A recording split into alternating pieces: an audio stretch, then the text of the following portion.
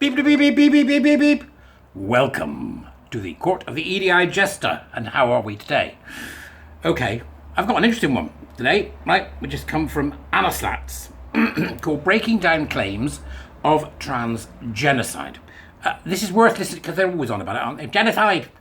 Or, pretending that the Nazis persecuted trans people in the war was what one of them said, and, they did it because people were gay, not because they were trans. If they did it because they were trans, show me the damn insignia. Because they'd have had one, everybody else did. So, breaking down the claim of a trans genocide by Anna Slats. Despite repeated trans activist claims that the trans community is experiencing an epidemic of violence on a Holocaust-like scale. Plenty of links in this article as well from FORPA. Their own data seems to paint a decidedly different picture. So, this might be useful next time somebody says to you, oh, but trans people are murdered, blah, blah. Give them this video. That's what this is for. Okay, so a tool from me via Anastats and 4w.pub. Links in the doobries, right? On November the 1st, Forbes published a column from writer Dawn Enos, that's only missing the P there, isn't it, really?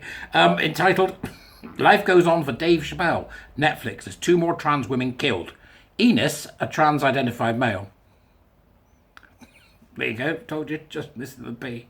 Attempted to assert, or rather not, I caught myself out then, attempted to assert a very sloppy link between the violence trans people are purported to face and Dave Chappelle's popular Netflix comedy special, in which he very mildly critiqued the trans rights movement. They do this all the time, and this is the sort of thing that they do, isn't it? Yeah. Somebody said something, and somebody dies over here. It's like the sort of butterfly effect, but for morbid bastards. Right, the disingenuity is particularly profound, considering that neither one of the 2 trans women Enos cites in his article while trying to craft the narrative, died due to their gender identity. In fact, their deaths had nothing to do with being transgender at all. Yep, there's no hole in my ass. Right, okay, see, it's nonsense, isn't it? Joe Acker, 26, tragically passed while bravely attempting to save others during a mass shooting in Boise, Idaho, that left many dead and injured. Jesse Hart, 42, was a homeless individual found dead by police while living transiently. I'm not going to say it. Hart's cause of death has not yet been determined. Enos' article highlights a theme amongst trans activists, and that is their chronic tendency to craft oppression out of thin air. The pearl-clutching references to the transgender people taken by violence in 2021 can be found repeated ad nauseum across the internet, with activists claiming trans women in particular are being literally murdered. Social media code for something akin to dropping like flies. And of course, the implication is always to suggest that all of these deaths were the result of hateful violence towards the trans community. But that's simply not true. In fact, according to the Human Rights Campaign running list of trans deaths, only 2, there's a link to that list, it's interesting, only 2 of the murders they've documented of trans people in 2021 so far are being investigated as potential hate crimes. Though HRC categorises all 44 of the deaths as hate crimes, even where that is obviously and patently false. So they're making up the hate crime statistics. Rise in hate crimes, you bunch of liars. Often, articles dedicated to the deceased details are shoved beneath paragraphs decrying a lack of social acceptance, even where tolerance or a lack thereof has absolutely nothing to do with their deaths.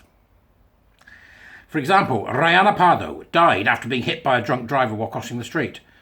Pardo's death was sensationalised by LGBTQI hands, knees and bums dating people, activist outlets at length, with some claiming Pardo had been pushed into traffic by a bloodthirsty transphobic mob, despite no such evidence being available. They really are liars, aren't they? Others from the list include Zoella Martinez, who was fatally shot during a robbery, Jennifer Jean Makos, whispering wind-bear spirit, who was murdered during a drug-related confrontation, and True Starlet, who was murdered by a boyfriend. Jennifer Jean Makos, whispering wind-bear spirit. That's great, isn't it? Whispering. In fact, the vast majority of the trans people killed in 2021 who were not killed during general crimes, drug-related, drive-by shootings, gang-related violence, were murdered by intimate partners or boyfriends. HRC themselves admits that up to 74% of the trans-identified individuals murdered since 2013 were killed by a friend or intimate partner. In all cases where the type of suspect is known, it was a boyfriend or a male lover. There you go. As if, Kathleen Stock's running around with a sniper rifle. Maybe she is, perhaps on Fallout. Dum dum. With the music playing in the background. Don't they know it's the end of the world? Boom. Using VATS to shoot people. Somebody do a mod. Right. Don't do that, right? Okay. Another pattern in the amount of trans people killed in 2021 being from Chicago, which has recently experienced a massive surge in deadly violence overall.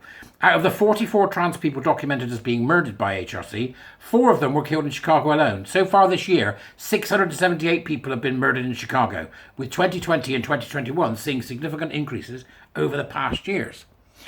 Out of the extensive HR list, only the deaths of Miss Coco and Dominique Jackson stood out as potential hate crimes. Potential, if only because in neither case have police validated claims that it was a hate crime at all. And only in that of Miss Coco are they even investigating it as one.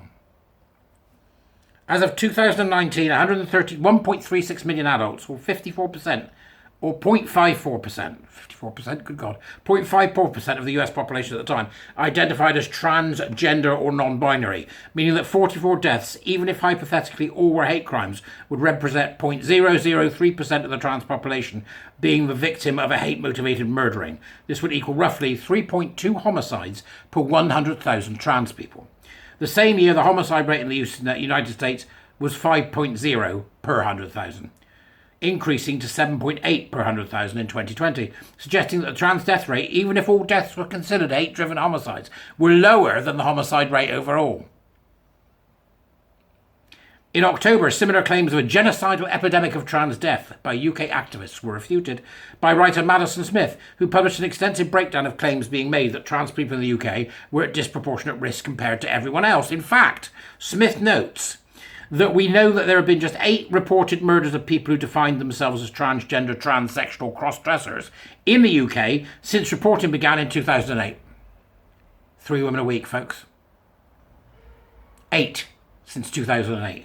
Even trans organisation Trans Respect, which includes people who have committed suicide and people whose death was originally and erroneously treated as suspicious, in their numbers for murdered victims, says the number from 2008 to 2020 is 11. Smith goes on to write that hate crimes in general across the UK have been in long-term decline when adjusted for measures. I don't know how, there's no such thing as a hate crime. When adjusted for measures which have begun to broaden the definition for what a hate crime constitutes. They are, see? Mission creep. And certainly one can absolutely see hate crimes against trans people skyrocketing if misgendering and mean stickers are now counted as such, which they are. Briefly shifting over to trans deaths aggregate, remembering our dead. Their record displays 409 trans deaths internationally from October of 2020 to present day. Their list includes every trans death, including those died in crimes unrelated to gender identity. It also includes suicide, such as that of Ambre Istier of Isère, France, who allegedly asked a good friend to end his life. By comparison, the latest data shows that 137 women are murdered every single day. Transperbally, folks. That's what we've got. Transperbally. And that's in situations of domestic violence, 130 women a day. I can't imagine what the figure would look like if femicide observatories utilised the same metrics as trans activists and counted every woman's death, even those totally unrelated to sex-based violence, as evidence towards their narrative. Even the most cursory glimpse over available data, even that some trans activist organisations themselves demonstrate that the tearful, beckoning cries of "stop killing trans people" are histrionic at best and intentionally disingenuous at worst. But another detail worth noting is that peculiar misogynistic tendency trans activists like Evan Greer have, which is to place the onus of all trans deaths on so-called TERFs, also known as women who don't believe women are men. Men are women. Got to get that right. Evan Greer, who's on Mastodon apparently according to this, has tweeted, "Trans women, please stop murdering us. Sorry, trans women, please stop murdering us. TERFs, we are literally going to get everyone to murder you." The BBC, join us to hear all sides of this fascinating debate. That's how mad they are.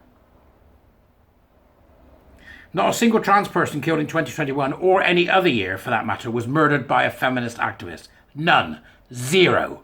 In no case where there was a declared suspect was the murderer a female. Full stop. Yet despite the fact, 3 women have been murdered by trans activists in the recent past.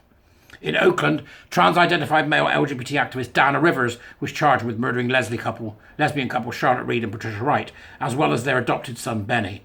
In Berkeley, non-binary social justice activist Pablo Gomez Jr. was sentenced to 39 years for murdering one woman and attempting to murder another. It all begs the question of why trans activists are intent on both pushing a narrative which has no basis in reality and ardently blaming women for their fantasy of victimization. I'll leave you with this. Recently, trans activists decried a frankly bizarre manifesto written by Lily Cade, a porn star who was one of the lesbians interviewed for a BBC article on a homosexual woman who felt pressured to accept trans-identified males as partners. And while the activists screeched about how Cade purports to want a trans genocide, looking at the above data makes one thing crystal clear. No one seems to want a trans genocide more than the trans activists themselves. They want it so badly, they'll make one up where it doesn't exist. I'm never surprised by this anymore, and I don't know whether you are, folks. There's, it's a good article. That's all of it you've had there, but it's very good. Please go and have a look. It's on pub. 4w.pub, and it's a very good article. This begs many, many questions. But my take is this: if they can't live with who they are, and they lie about who they are, and they wish to lie about who they are, and wish to pretend that they are somebody else, and wish to present in a way that makes people think they're somebody else, even though they can't be somebody else, and it's impossible for them to be so, and if they're lying to themselves and the rest of the world to that extent, what makes you think they'd for 1 second think twice about lying about genocide or about murder? They'll lie about anything. If they're not willing to be honest about themselves, they'll lie about anything. That's how I see it. Because I'm an old scrote, and I think like that. But you are decent people. Go do decent things. Jester out.